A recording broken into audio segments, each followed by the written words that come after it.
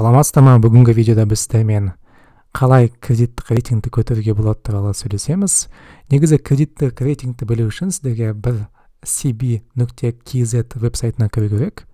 Ол вебсайтта сиз тиркелип өз кредиттик рейтингди меню Personal Credit Score деген секцияда көрүүгө болот. Негизи кредиттик рейтинг өтө маңызды. Мисалы сиз ипотекага үй алсаңыз, немесе бизнеске кредит алсаңыз, онда сизге міндетті түрде персоналдык кредиттик рейтинг жогору болуу керек.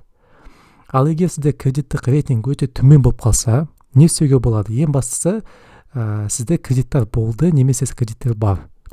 Эң эффективдүү адис ол кай кредитпен сизде просрочка бар, сол кредитти жооп салууга, bir опция башка кредитти алып, сол кредитти жооп салсаңыз, кредиттик рейтинг өте жогору пайызга көтөрүлүп кетеді. Мисалы, bir өзүм кейсим бар, кредиттик рейтинг 600 болду.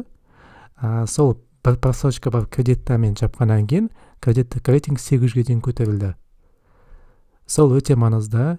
Экинчиси, кредиттик рейтинг жогору болуу үчүн сиздерде кредиттер болуу керек. Кредит болмаса, онда сиздин кредиттик рейтинг төмөн болот. Ол экинчи адис. И үчүнчү адис, жана алган кредиттер, жабылган кредиттердин, жабылган просрочка менен кредиттердин жапкандан кийин көп убакыт өтүү керек.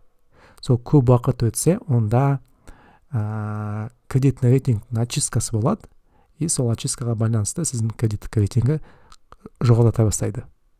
Дагы бир момент, эгер сиз кредитти жапсаңыз, бирок кредиттик рейтинг сизге төмөн болса, онда сизге 2 апта минимум тосуу керек. 2 аптадан кийин гана обновление базданов болот да, и кредит сиз келесі кредит ала аласыз. Рахмет, назарыңызга болсо кыска кеңешти сизге бергим келди.